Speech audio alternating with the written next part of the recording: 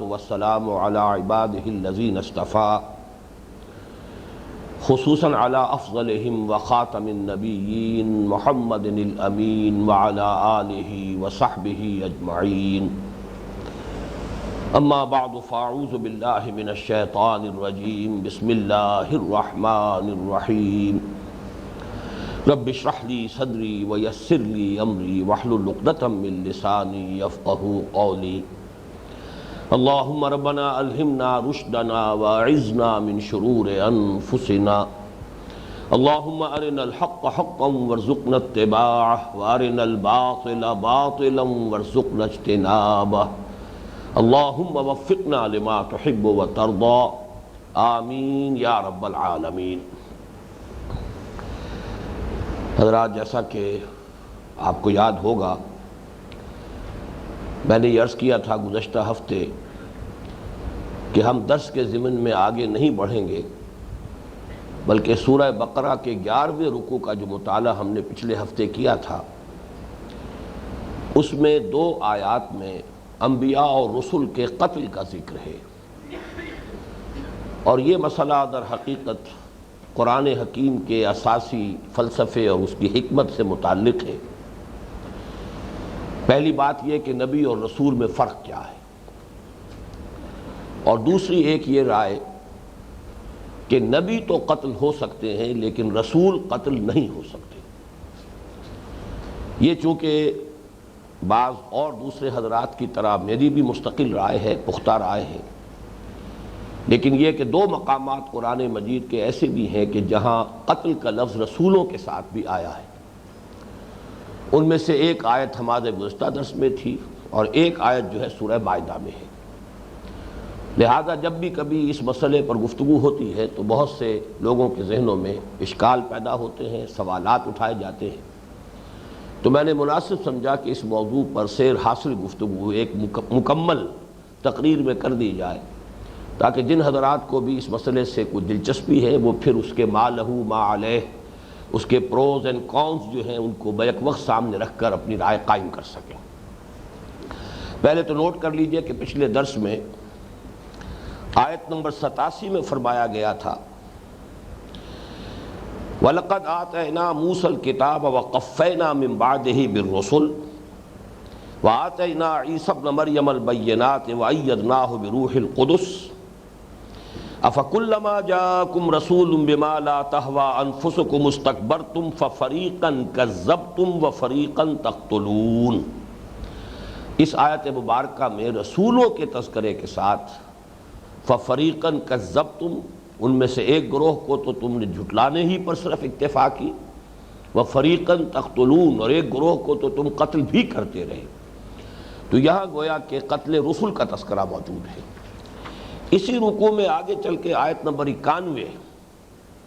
وَإِذَا قِيلَ لَهُمْ آمِنُوا بِمَا أَنزَلَ اللَّهُ قَالُوا نُؤْمِنُ بِمَا أُنزِلَ عَلَيْنَا وَيَكْفُرُونَ بِمَا وَرَاءَهُ وَهُوَ الْحَقُّ مُصَدِّقًا لِمَا مَعَهُمْ قُلْ فَلِمَ تَقْتُلُونَ أَنبِيَاءَ اللَّهِ مِن قَبْلُ إِن كُنتُم مُّؤْمِنِينَ۔ اس آیت مبارکہ میں یہاں پہ قتل کا لفظ جو ہے انبیاء کے بارے میں آیا ہے، اور غالباً یہ واحد مقام ہے قرآن مجید کا کہ جہاں ایک ہی رکوع میں اور ایک ہی سلسلہ کلام میں قتل رسل کا تذکرہ بھی ہے اور قتل انبیاء کا تذکرہ بھی ہے۔ بہرحال اس کے بارے میں اب میں چاہتا ہوں کہ تفصیل سے آپ کے سامنے اپنی رائے رکھوں، لیکن یہ کہ اس سے آگے بڑھنے سے پہلے وہی بات جو میں نے بارہا کہی ہے کہ اہم مضامین قرآن مجید میں کم سے کم 2 مرتبہ ضرور آتے ہیں، تو اس کے لیے میں چاہتا ہوں کہ نوٹ کر لیں کہ آیت نمبر 87 میں جو بات آئی ہے وہ سورہ مائدہ کی آیت نمبر 70 میں بھی ہے۔ لَقَدْ أَخَذْنَا مِيثَاقَ بَنِي إِسْرَائِيلَ وَأَرْسَلْنَا إِلَيْهِمْ رُسُلًا، یہاں پہ بھی لفظ رسول ہے۔ كُلَّمَا جَاءَهُمْ رَسُولٌ بِمَا لَا تَهْوَىٰ أَنفُسُهُمْ فَرِيقًا كَذَّبُوا وَفَرِيقًا يَقْتُلُونَ، سورہ مائدہ کی آیت نمبر 70، تاکہ یہ بات اور واضح ہو جائے کہ یہ معاملہ جو ہے، میں نے عرض کیا تھا کہ 2 مقامات ہیں قرآن مجید کے کہ جس میں یہ قتل کا لفظ جو ہے یہ رسولوں کے تذکرے کے ضمن میں آیا ہے۔ تو پہلی آیت نمبر 87 سورہ بقرہ کی اور دوسری آیت نمبر 70 سورہ مائدہ کی۔ اب آئیے اس اصل مسئلے کی طرف سب سے پہلی بات تو یہ کہ نبی اور رسول میں فرق کیا ہے۔ جہاں تک لغت کا تعلق ہے، نبی کے بارے میں اگرچہ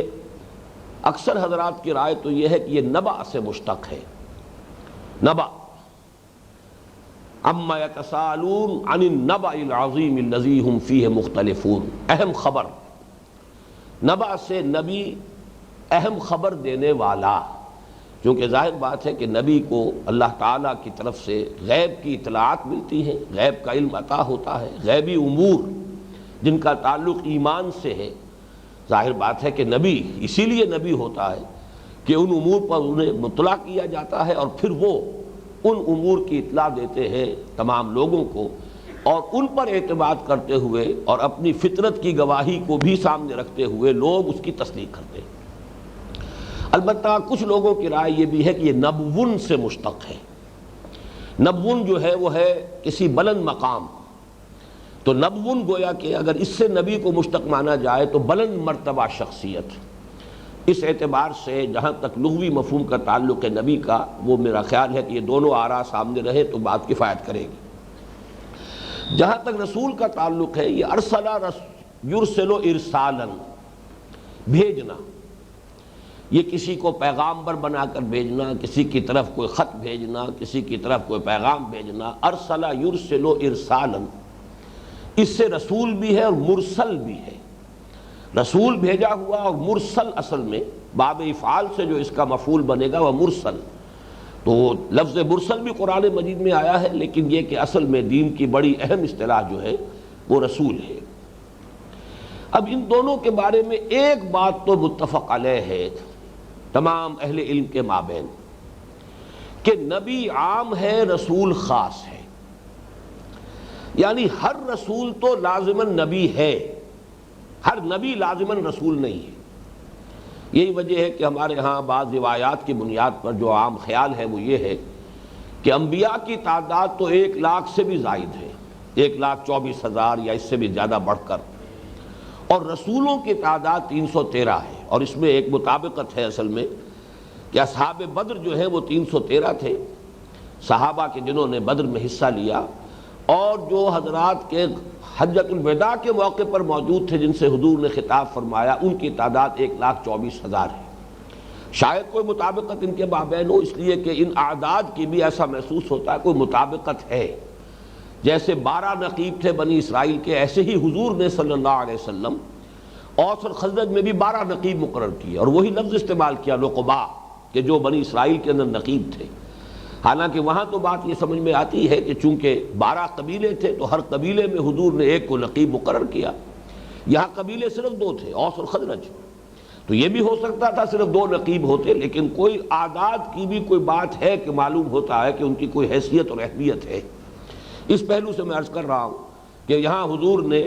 خزرج سے 9 اور اوس سے 3 نقباء مقرر کیے، کل تعداد وہی 12، 12 نقیبہ جو قرآن مجید میں بنی اسرائیل کے تذکرے میں تعداد آئی ہے، وہی تعداد حضور صلی اللہ علیہ وسلم نے اوس اور خزرج میں جو نقباء مقرر کیے وہ ان کی ہے۔ اس حوالے سے صرف میں نے یاد دلایا ہے کہ یہی تعداد ہے جو بعض روایات میں انبیاء اور رسل کی آتی ہے، اور ان کی ایک مطابقت ہے صحابہ کی تعداد سے، وہ صحابہ کے جو غزوہ بدر میں تھے۔ ظاہر بات ہے ان کا رتبہ بہت بلند ہے۔ بدری صحابہ کے بارے میں تو آپ کو معلوم ہے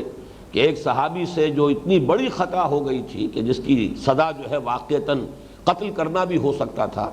کہ ایک بہت بڑی غداری کا معاملہ اس کو شمار کیا جا سکتا تھا، کہ مخبری کر دی تھی، حضور صلی اللہ علیہ وسلم کے ایک راز کو افشا کیا تھا۔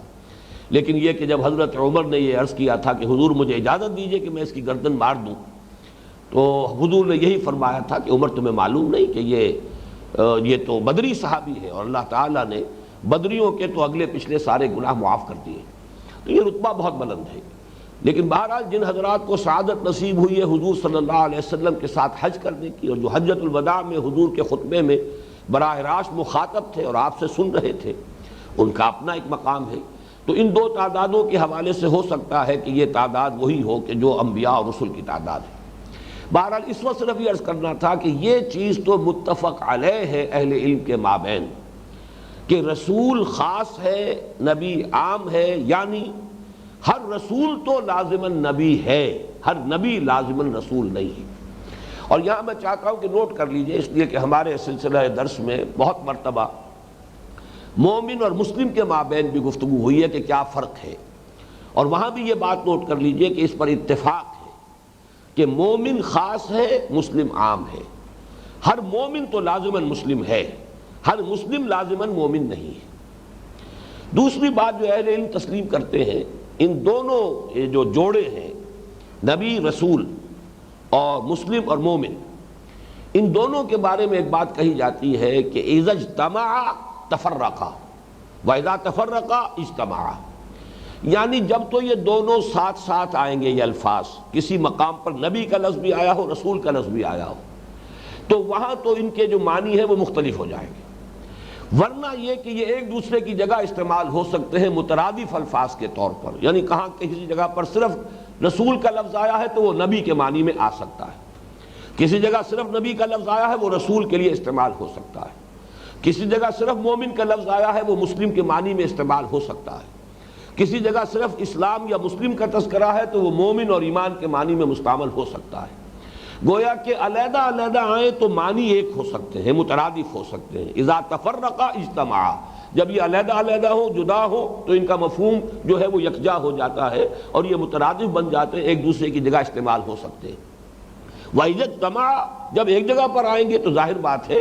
کہ جسے انگریزی میں کہا جاتا سائملٹینیس کنٹراسٹ، اگر ایک ہی جگہ پر یہ دو لفظ آ رہے ہوں تو وہاں یقیناً ان کے مفہوم کے اندر کوئی فرق ہوگا، جس کے لیے بہت مشہور آیت جو ہے ایمان اور اسلام کے فرق کے ضمن میں، وہ سورہ حجرات کی آیت نمبر 14 ہے، قالت الاعراب آمنا قل لم تؤمنوا ولکن قولوا اسلمنا۔ یہ بدو دعویٰ کر رہے ہیں کہ ہم ایمان لے آئے ہیں، نبی صلی اللہ علیہ وسلم ان سے کہہ دیجئے کہ تم ہرگز ایمان نہیں لائے ہو، صرف یہ کہہ سکتے ہو کہ ہم اسلام لے آئے ہیں، ہم نے اطاعت قبول کر لی ہے، ہم مسلمان ہو گئے۔ اب یہاں ظاہر بات ہے کہ ان دونوں کے مفہوم میں یقیناً کوئی بہت بڑا فرق ہے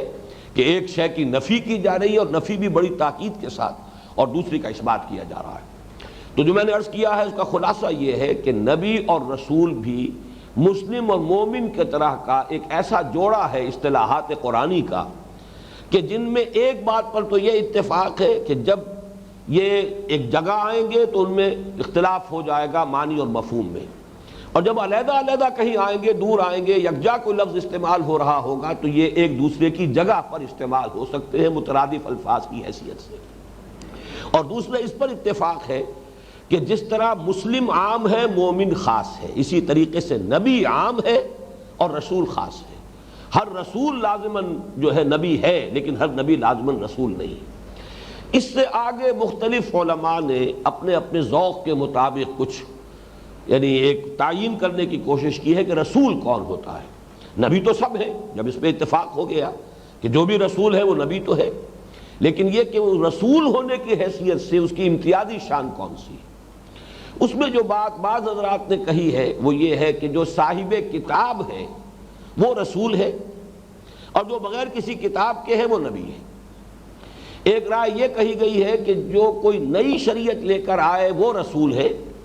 جو کسی سابق شریعت ہی کی تجدید اور اسی کی تعمیل اور اسی کی تذکیر، اسی کی توثیق کرتے ہوئے آئے وہ صرف نبی ہے۔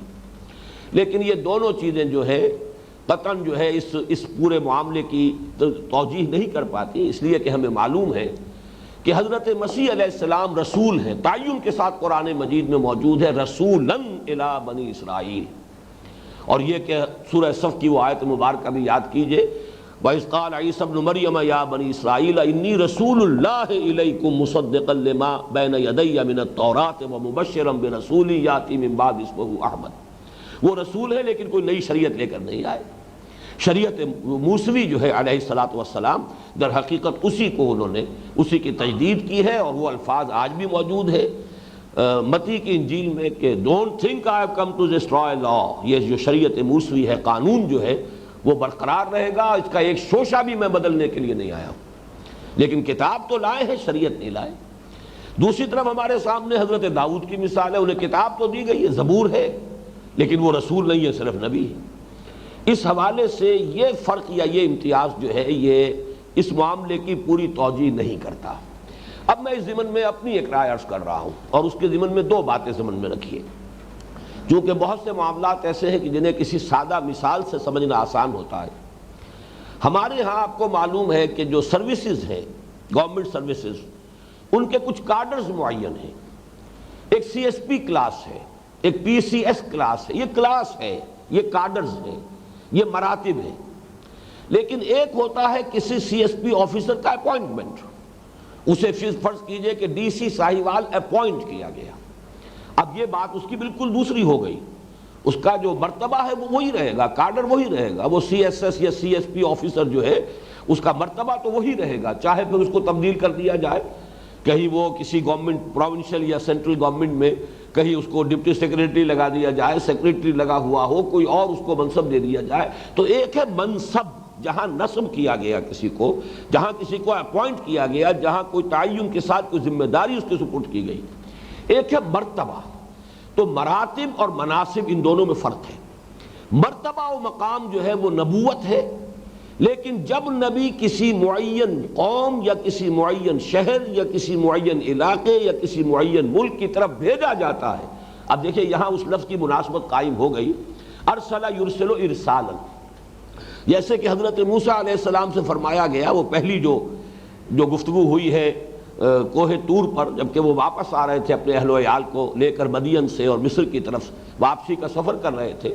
اور رات کے وقت اللہ تعالیٰ نے انہیں طلب فرما لیا۔ وہ سارا واقعہ تفصیل سے آپ کے علم میں ہے۔ جب پہنچے ہیں وہاں پھر مخاطبہ الہی سے مشرف ہوئے ہیں، تو آخر میں جو بات کی گئی فَاذْهَبْ اذْهَبْ إِلَىٰ فِرْعَوْنَ، اب جاؤ فرعون کی طرف جاؤ۔ یہ در حقیقت جانے کا حکم جو ہے یہ ارسلہ یرسل ارسالاً کے ساتھ قابل مطابقت رکھتا ہے۔ یہی وجہ ہے کہ ہمیشہ آپ دیکھیں گے رسولوں کے تذکرے میں وَإِلَىٰ مَدْيَنَ أَخَاهُمْ شُعَيْبًا، الہ کے ساتھ آئے گا، وَإِلَىٰ عَادٍ أَخَاهُمْ هُودًا وَإِلَىٰ ثَمُودَ أَخَاهُمْ صَالِحًا۔ تو مختلف یہ کہ الہ کے ساتھ کسی نہ کسی کی طرف تعین کے ساتھ بھیجا جائے، جیسے ابھی میں نے عرض کیا تھا سورہ بنی اسرائیل میں فرمایا حضرت عیسیٰ کے لیے رسولاً الی بنی اسرائیل، تعین کے ساتھ۔ یہ تعین ہے کہ بنی اسرائیل کی طرف رسول بنا کر بھیجے گئے۔ تو گویا کہ نبوت ایک مرتبہ ہے، ایک مقام ہے، اور یہ وہبی ہے، اس میں اختلاف نہیں ہے، یہ کسبی نہیں رہا۔ اب تو ویسے ہی یہ سلسلہ بند ہوا،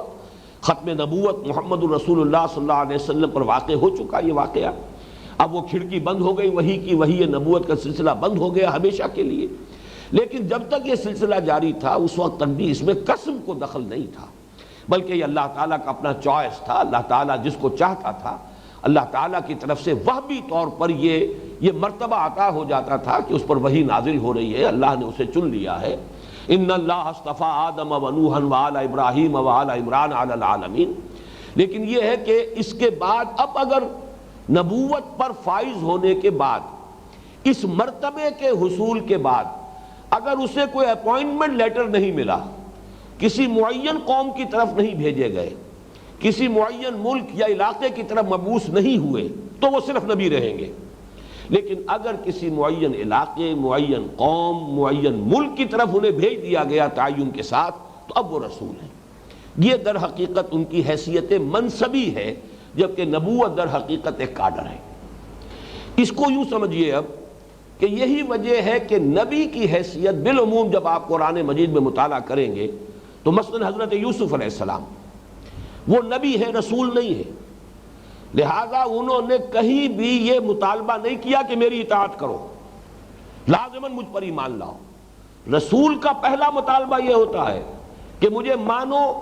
اور مجھ پر ایمان لاؤ اور میری اطاعت کرو۔ ان اعبدوا اللہ واطیعون، بالکل برابر کی بات، اللہ کی بندگی کرو، اور میں اللہ کے نمائندے کی حیثیت سے جب تمہاری طرف مبعوث کیا گیا ہوں تو اب تمہیں میری اطاعت کرنی ہوگی۔ یہ سورہ شعراء میں خاص طور پر آپ پڑھیں گے تو ایک ایک رسول کے بارے میں ان اعبدوا اللہ واطیعون، یہ اطیعون کا جو تقاضا ہے اور مطالبہ ہے یہ لازمی ہے رسول کی طرف سے، جبکہ نبی کی طرف سے نہیں۔ نبی نے حضرت یوسف علیہ السلام نے اس وقت کا جو بادشاہ تھا اس سے یہ مطالبہ نہیں کیا کہ تم ذمہ داری مجھے سونپنا چاہتے ہو، اپنا مجھے جو ہے مقرب بنانا چاہتے ہو، مصاحب بنانا چاہتے ہو تو پہلے مجھ پر ایمان لاؤ، قطعاً اس کا ذکر موجود نہیں، بلکہ یہ کہ آپ نے وہ منصب بھی قبول کیا، ذمہ داری قبول کی، اس کو ادا کیا، رہے وہاں پر۔ اس اعتبار سے پھر میں عرض کر رہا ہوں بات سمجھانے کے لیے کہ جیسے اولیاء اللہ کا تصور ہے نبی یوں سمجھیے کہ ایسا ولی اللہ ہے کہ جس پر وحی آتی ہے، بس یہ فرق ہے۔ ورنہ کوئی ولی اللہ، اللہ کا نیک بندہ، بندہ عارف، کوئی شخص ہے کہ جو اللہ تعالیٰ کی معرفت بھی اسے حاصل ہے، اللہ کی بندگی کر رہا ہے، خلوص و اخلاص مع اللہ اسے حاصل ہے، یہ سب کچھ ہے، لیکن وہی نہیں آئی۔ وہ عبد القادر جیلانی کہہ لیجئے، وہ شیخ علی حجویری کہہ لیجئے، وہ مقام تو ان کو حاصل ہے، مرتبہ حاصل ہے، چاہے روحانی مقام اسے کہیں، ان کو وہ خلوص و اخلاص، معرفت، یہ سب کچھ حاصل ہے، وہی نہیں ہے، تو ولی اللہ ہے، اللہ کے دوست ہے، اللہ کے ولی ہیں۔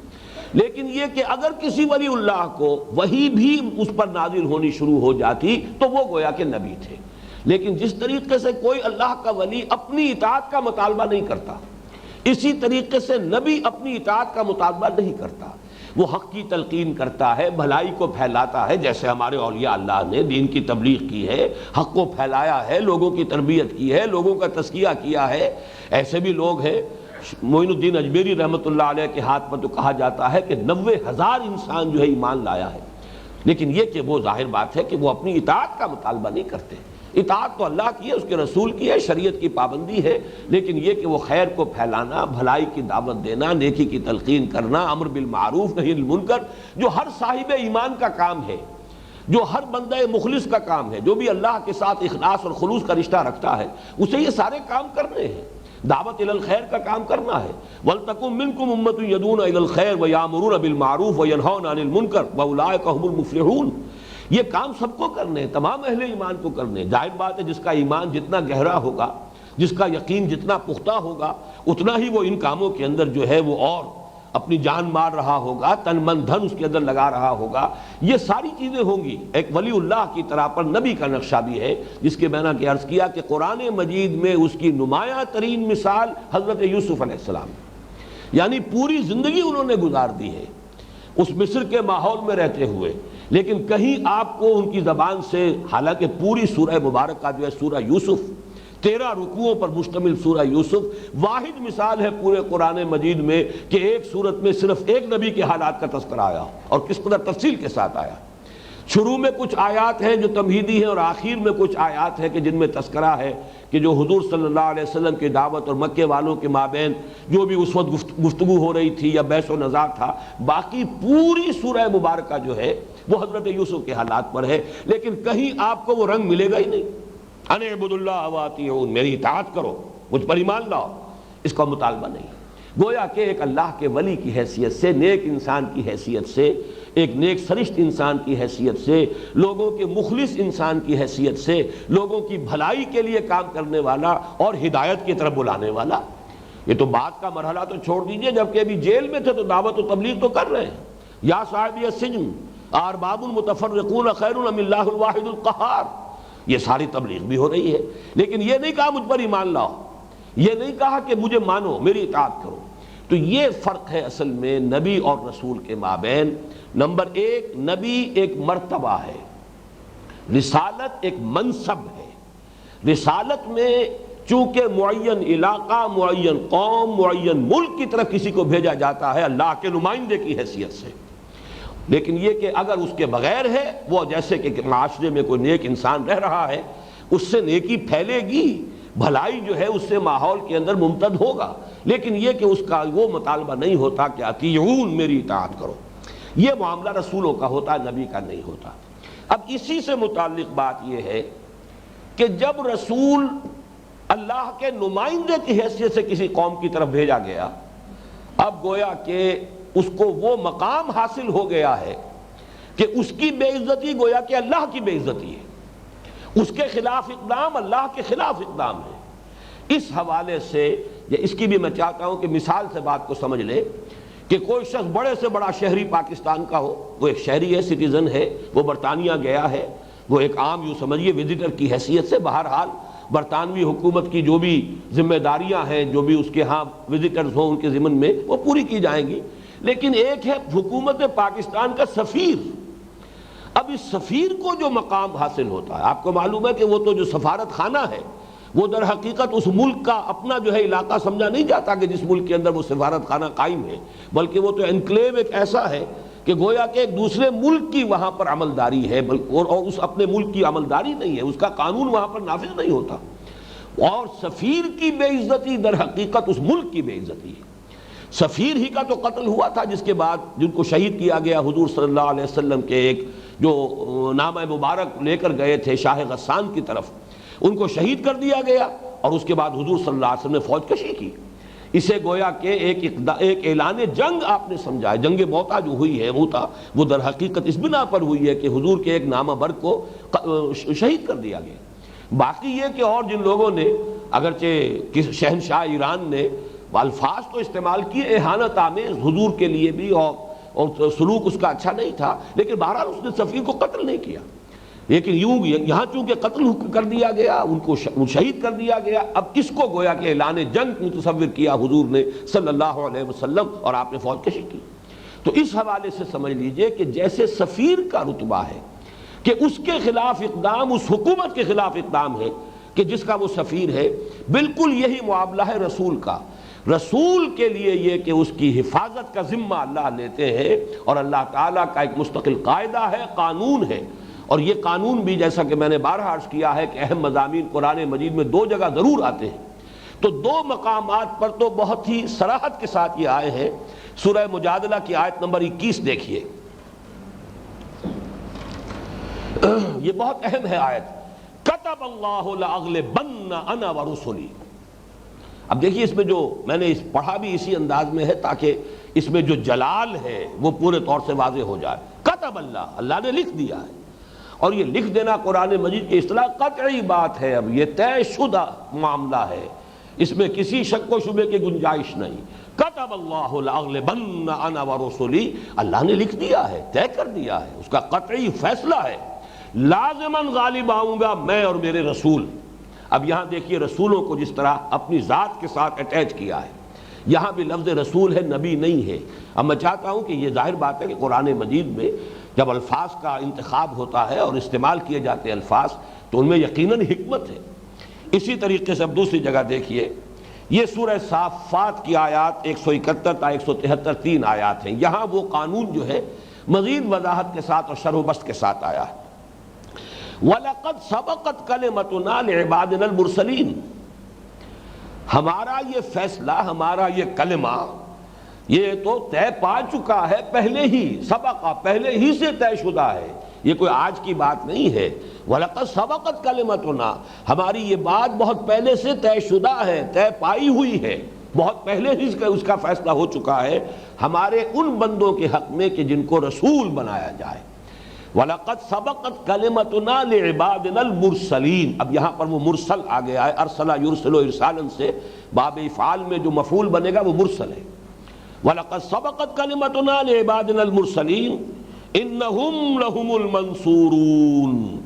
یقیناً وہ ہوں گے جن کی مدد کی جائے گی، اللہ تعالیٰ ان کی مدد فرمائے گا۔ اگر کوئی ایسا مرحلہ آ جائے گا کہ کوئی قوم جو ہے جس طرح رسول کو بھیجا گیا ہو وہ اپنے رسول کی جان کے درپے ہو جائے تو نصرت آ کر رہے گی، اللہ کا یہ وعدہ۔ اب دیکھیے ان،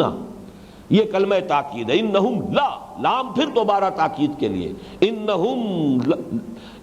لہم المنصورون، اور ہم جو آیا ہے حصر کے طور پر اور پھر تاکید کے لیے، تو تاکید کے کتنے اسلوب جمع کر دیے گئے۔ وَلَقَدْ سَبَقَتْ كَلِمَتُنَا لِعِبَادِنَا الْمُرْسَلِينَ إِنَّهُمْ لَهُمُ الْمَنْصُورُونَ وَإِنَّ جُنْدَنَا لَهُمُ الْغَالِبُونَ، اور یقیناً ہمارا لشکر جو ہے وہ لازماً غالب آ کر رہیں گے، ہمارا لشکر جو ہے وہ ہم ہیں اور ہمارے رسول ہیں۔ كَتَبَ اللَّهُ لَأَغْلِبَنَّ أَنَا وَرُسُلِي، لکھ دیا ہے اللہ نے کہ میں اور میرے رسول غالب رہیں گے، اور یہ اس کی وضاحت 3 آیات میں یہاں ہو گئی۔ وَلَقَدْ سَبَقَتْ كَلِمَتُنَا لِعِبَادِنَا الْمُرْسَلِينَ إِنَّهُمْ لَهُمُ الْمَنْصُورُونَ وَإِنَّ جُنْدَنَا لَهُمُ الْغَالِبُونَ۔ اب ایک اور بات نوٹ کر لیجئے، ایک سورہ قمر میں حضرت نوح علیہ السلام کی فریاد نقل کی گئی کہ ان کی جو فریاد تھی جبکہ وہ مغلوب ہونے لگے، قوم گویا کہ ان کے خلاف کوئی دسترازی کرنے والی تھی، تو انہوں نے جو فریاد کی ہے، یہ سورہ قمر کی آیت نمبر 10 ہے، فَدَعَا رَبَّهُ أَنِّي مَغْلُوبٌ فَانْتَصِرْ، اس نے پکارا اپنے رب کو، اے پروردگار میں تو مغلوب ہوا چاہتا ہوں، پس انتقام لے۔ یہ فا جو ہے یہاں پر یہ اسی قانون کا تقاضا ہے. حضرت نوح علیہ السلام اللہ کے اسی قانون کو انووک کر رہے ہیں. اے اللہ تیرا مستقل قانون ہے، تیرا مستقل قاعدہ ہے، اس لیے کہ وَلَقَدْ سَبَقَتْ كَلِمَتُنَا، ہماری یہ بات پہلے سے طے شدہ ہے، ہمارا یہ اصول اور قانون جو ہے پہلے ہی سے طے شدہ ہے. اس قانون کے حوالے سے فریاد ہو رہی ہے فَدَعَا رَبَّهُ أَنِّي مَغْلُوبٌ فَانْتَصِرْ، تو اس نے پکارا اپنے رب کو کہ اے پروردگار میں تو مغلوب ہوا چاہتا ہوں، مجھ پر تو یہ غالب آ رہے ہیں، پس تو انتقام لے. یہ گویا کہ اس قانون کے تحت ہی اسی کی ایک اپلیکیشن کی ایک مثال ہے جو یہاں آ گئی. اب میں چاہتا ہوں کہ قرآن مجید کے ان مقامات کا ذرا مطالعہ کریں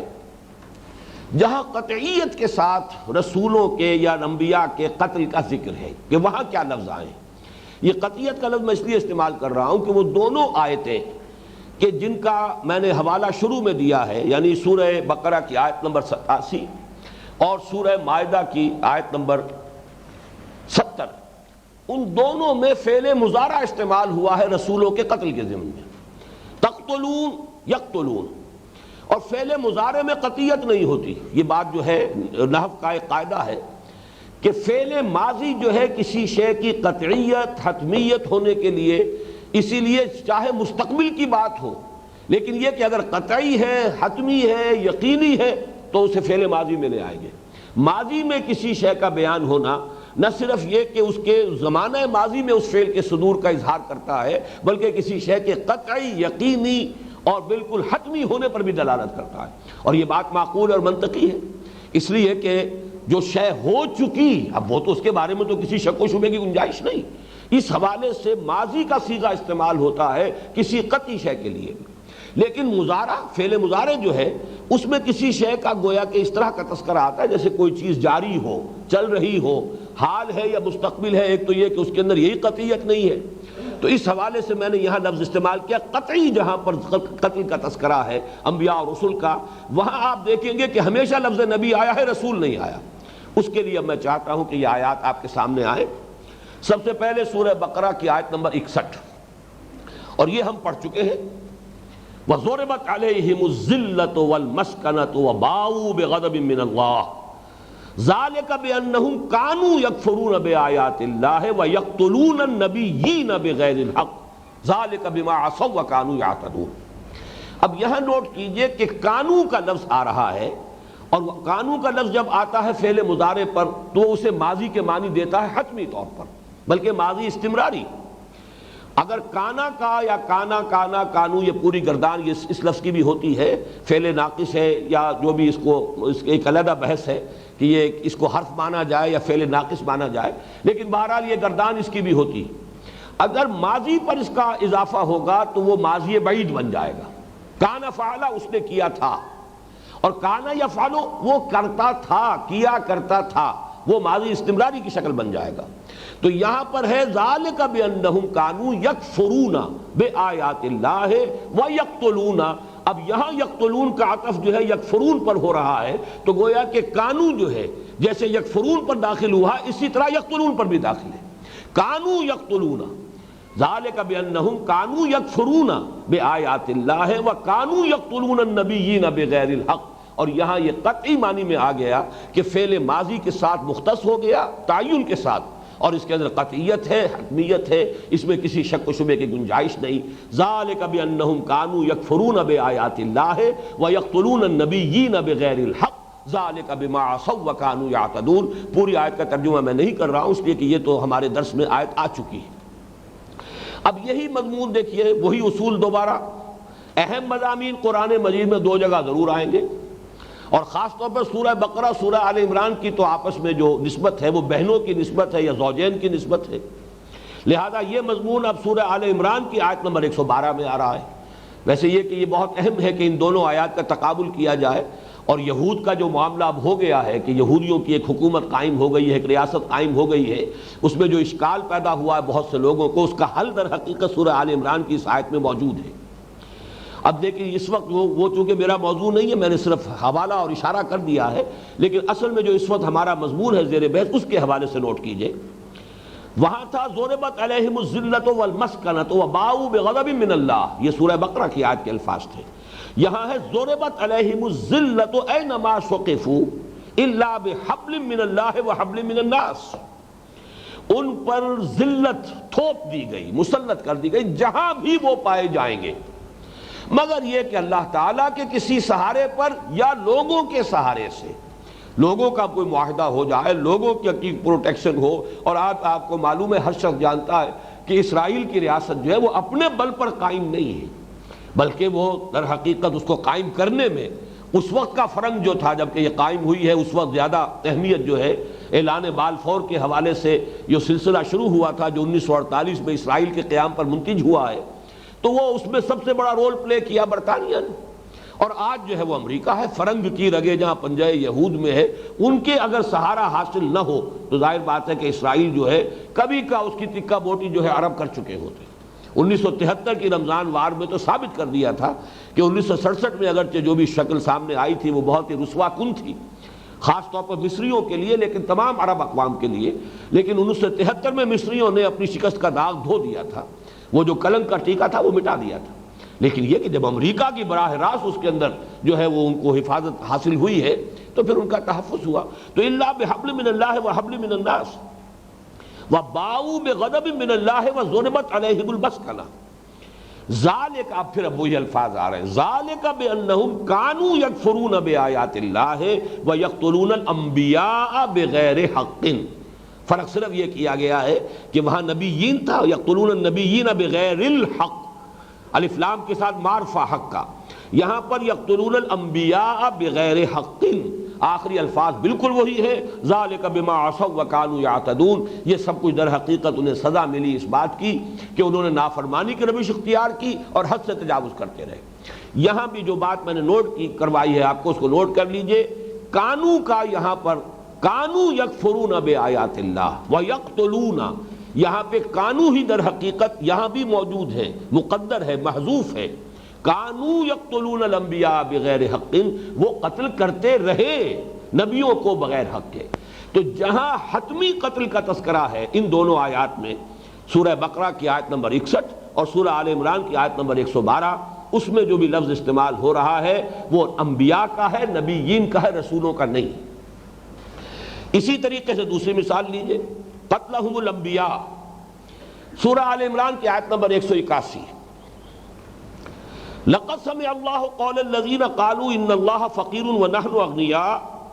سنکتب ما قالوا وقتلہم الانبیاء بغیر حق۔ یہ وہی سورہ آل عمران کے مشابہ الفاظ آ گئے۔ آل عمران کی یہ آیت نمبر 181 ہے اور وہ تھی آیت نمبر 112۔ اللہ تعالیٰ نے سن لیا ہے ان لوگوں کا قول کہ جنہوں نے یہ کہا کہ اللہ تو فقیر ہے، محتاج ہے، وہ تو لوگوں سے کہتا ہے کہ قرض حسنہ دو، لوگوں سے کہتا ہے کہ مجھے میری مدد کرو، کونوا انصار اللہ، اور یہ کہ من ذا الذی یقرض اللہ قرضا حسنا اللہ فقیر ونحن اغنیاء،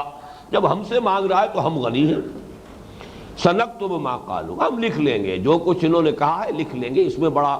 غضب ہے اللہ تعالیٰ کا کہ جو ظاہر ہو رہا ہے کہ جو بھی کچھ یہ کہہ رہے ہیں یہ نہ سمجھے کہ اس کی باز پرس نہیں ہوگی، اس کا کہیں جواب دہی نہیں کرنی ہوگی، ان کی یہ گستاخیاں، بازی بازی باریش بابا ہم بازی، اللہ تعالیٰ کی شان میں یہ گستاخیاں جو کر رہے ہیں، اب یہ نبی کی شان میں گستاخی سے بڑھ کر اللہ پر بھی دست درازی کرنے پر اتر آئے ہیں، تو سنکتب ما قالوا، لکھ لیں گے ہم، گویا کہ ہم ان سے پوری طرح پوچھیں گے، اس کی جواب دہی انہیں کرنی ہوگی۔ وَقَتْلَهُمُ الْأَنْبِيَاءَ بِغَيْرِ حَقٍ، اور ان سے ہم پوچھیں گے، اور لکھ کے رکھا ہوا ہے ہم نے، جو یہ نبیوں کو قتل کرتے رہے ناحق، بغیر کسی حق کے۔ یعنی حق کیا ہے؟ حق تو یہ ہے کہ اگر کسی سے کوئی قتل عمد ہو گیا ہو تو اس کی سزا کے طور پر اسے قتل کیا جائے، چاہے وہ نبی ہو۔ یعنی ہم فرض کر لیں، فرض کیجئے کہ کسی نبی سے یہ ارتکاب ہو گیا ہو یا کوئی اور ایسی بات ہو کہ جس سے جان لینا جو ہے شریعت اسلامی کی روح سے جائز ہو، تو ظاہر بات ہے کسی کا مرتبہ اس میں آڑے نہیں آ سکتا۔ لیکن یہ دوسری بات ہے کہ ہم یہ مانتے ہیں کہ نبی معصوم ہوتا ہے، نبی سے اس قسم کی کسی حرکت کا صدور ہو ہی نہیں سکتا۔ لیکن یہاں تو گویا کہ بالفرض کے درجے میں کہا جا رہا ہے کہ اگر تو کوئی ایسا جرم سرزد ہوا ہو کسی سے کہ اس کی جان لینے کا کوئی یعنی استحقاق حاصل ہو گیا ہو تو بات دوسری ہے، لیکن یہ تو نبیوں کو قتل کرتے نا ناحق، بغیر کسی حق کے۔ لقد سمع اللہ قول الذین قالوا ان اللہ فقیر ونحن اغنیاء سنکتب ما قالوا وقتلہم الانبیاء بغیر حق۔ اسی طرح سورہ نساء کی آیت نمبر 155 دیکھیے، فبما نقضهم ميثاقهم وكفرهم بآيات الله وقتلهم الانبیاء بغیر حق وقولهم قلوبنا غلف بل طبع اللہ علیہا بکفرہم فلا یؤمنون الا قلیلا۔ اب یہاں پر فبما نقضهم میثاقهم، تو بسبب ان کے اپنے عہد کے توڑ دینے کے، وکفرہم بآیات اللہ، اب یہ یہاں پر فبما، یہ بما جو ہے چلا آ رہا ہے، ہر ایک کے ساتھ اس کو شامل کیا جائے گا، اور بسبب ان کے اللہ تعالیٰ کی آیات کا انکار کرنے کے، وقتلہم الانبیاء، یہاں پھر فبما، اور بسبب ان کے قتل کرنے کے انبیاء کو بغیر حق، بغیر کسی حق کے، وقولہم، اور بسبب ان کے اس قول کے کہ قلوبنا غلف، یہ ہمارے پچھلے درس میں بھی، یعنی 11واں رکوع جو سورہ بقرہ کا ہم نے پچھلے ہفتے پڑھا تھا، اس میں بھی لفظ آیا ہے قالوا قلوبنا غلف، اور جیسا کہ میں نے عرض کیا، بار بار دہرا رہا ہوں، قرآن مجید میں اہم مضامین یقیناً 2 مرتبہ آتے ہیں، اور اس سے بڑی مدد ملتی ہے، ایک دوسرے پر ریفلیکشن ہوتی ہے، ایک جگہ پر کوئی شے مبہم ہے، دوسری جگہ اس کی تفصیل ہو جاتی ہے، ایک جگہ کوئی بات جو ہے وہ اختصار کے ساتھ ہے، دوسری جگہ جو ہے اس کی وضاحت ہو جاتی ہے، تو یہ ساری چیزیں جو ہے ایک جگہ ایک خلا رہ جاتا ہے، اس خلا کو دوسری جگہ پر پر کر دیا جاتا ہے۔ تو یہ تدبر قرآن کا ایک اہم اصول سمجھیے کہ کوشش ہمیشہ کرنی چاہیے قرآن مجید میں کسی مقام پر بھی انسان اگر رک جائے اور یہ کہ کوئی بات سمجھ میں نہ آ رہی ہے تو پہلے پورے قرآن کو دیکھے کہ کسی اور جگہ پر اس آیت کا مثنیٰ یہی مضمون کسی اور انداز میں، کسی ترتیب میں، کسی اور کانٹیکسٹ میں، کسی اور سیاق و سباق میں آیا ہے یا نہیں، اس سے یہ کہ عقدے کھلتے ہیں۔ بہرحال یہ وہ قلوبنا غلف والی بات بھی جو سورہ بقرہ کے رکوع 11 میں آئی ہے یہاں بھی ہے۔ بہرحال اس آیت میں بھی دیکھیے بل طبع اللہ علیہا بکفرہم، وہاں تھا لعنہم اللہ، اللہ تعالیٰ نے ان پر لعنت کر دی ہے ان کے کفر کی پاداش میں، یہاں طبع اللہ بکفرہم، اللہ تعالیٰ نے بل طبع اللہ علیہا بکفرہم، ان کے دلوں پر اللہ نے مہر لگا دی ان کے کفر کی پاداش میں، فلا یؤمنون الا قلیلا، تو وہ ایمان نہیں لائیں گے مگر بہت کم، شاید ہی ان میں سے کوئی ہوگا جس سے یہ سعادت حاصل ہو جائے کہ وہ ایمان لے آئے، ورنہ یہ کہ ان کی عظیم اکثریت ایمان لانے والی نہیں ہے، خواہ پہچانتے ہیں، جانتے ہیں پوری طرح جو ہے حضور صلی اللہ علیہ وسلم اور قرآن کو پہچان چکے لیکن مانیں گے نہیں۔ اب یہ 2 آیتیں بھی جو ایک دوسرے کا مثنیٰ ہے، سورہ آل عمران آیت 181، سورہ نساء آیت 155، ان دونوں میں قتل کا لفظ جو آیا ہے اور یہ قطعیت کے ساتھ آیا ہے، یہاں وہ فعل مضارع والی بات نہیں ہے بلکہ یہ کہ ان کا قتل کرنا نبیوں کو، تو یہاں پر کہیں رسول کا لفظ نہیں بلکہ انبیاء کا لفظ ہے۔ اس معاملے میں ایک اور آیت بھی سورہ آل عمران کی آپ نوٹ کر لیجئے، آیت نمبر 21، وہاں بھی قتل کا لفظ آیا ہے انبیاء کے ساتھ، ان الذین یکفرون بآیات اللہ ویقتلون النبیین بغیر حق ویقتلون الذین یأمرون بالقسط من الناس وبشرہم بعذاب علیم، یقیناً وہ لوگ جو کفر کرتے ہیں اللہ کی آیات کا، انکار کرتے ہیں اللہ کی نشانیوں کا، اور قتل کرتے ہیں نبیوں کو بغیر حق کے، اور قتل کرتے ہیں ان لوگوں کو جو نیکی کا حکم دیتے ہیں، چاہے وہ نبی نہ بھی ہو،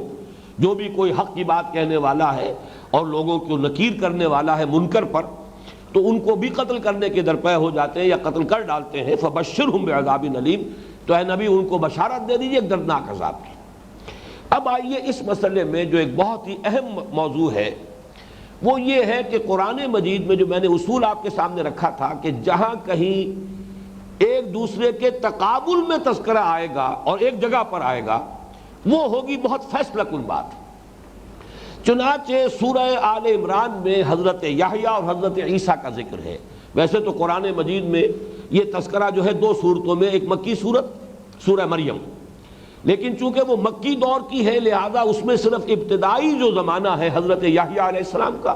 اور حضرت عیسیٰ علیہ السلام کا صرف اس کا تذکرہ ہے، اس لیے کہ ابھی مکی دور میں حضور صلی اللہ علیہ وسلم کی دعوت بھی ابھی تقریباً انہی مراحل میں تھی جن مراحل کا ذکر جو ہے حضرت یحییٰ اور حضرت عیسیٰ علیہ السلام کی زندگی میں سے ان کے حالات میں سے سورہ مریم میں کیا گیا۔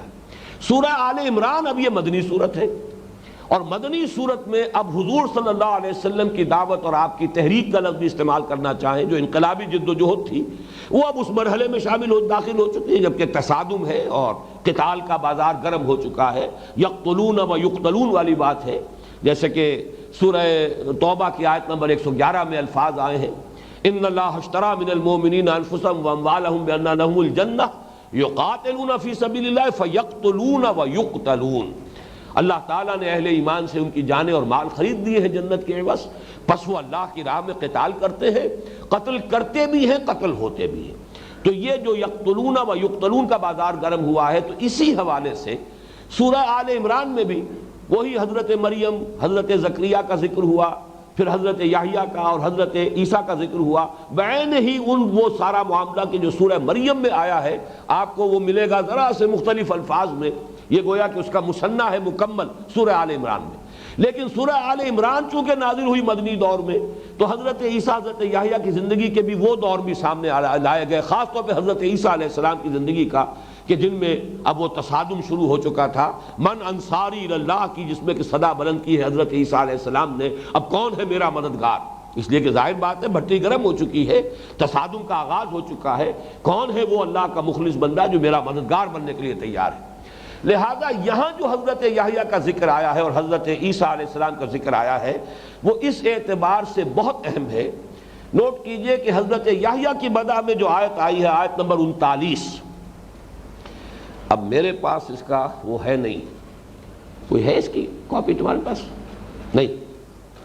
وہاں حضرت یحییٰ علیہ السلام کی شان میں جو الفاظ آئے ہیں، اس میں آخری لفظ آتا ہے وَنَبِيًّا مِّنَ الصَّالِحِينَ، وہ نبی تھے صالحین میں سے۔ رسول کا لفظ حضرت یحییٰ کے لیے نہیں آیا، اور یہ نہ سمجھیے کہ اتفاقاً نہیں آیا،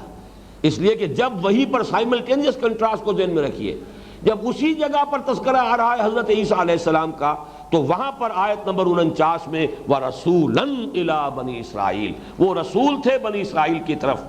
میں کوشش کرتا ہوں کہ وہ آیات نکال ہی دوں۔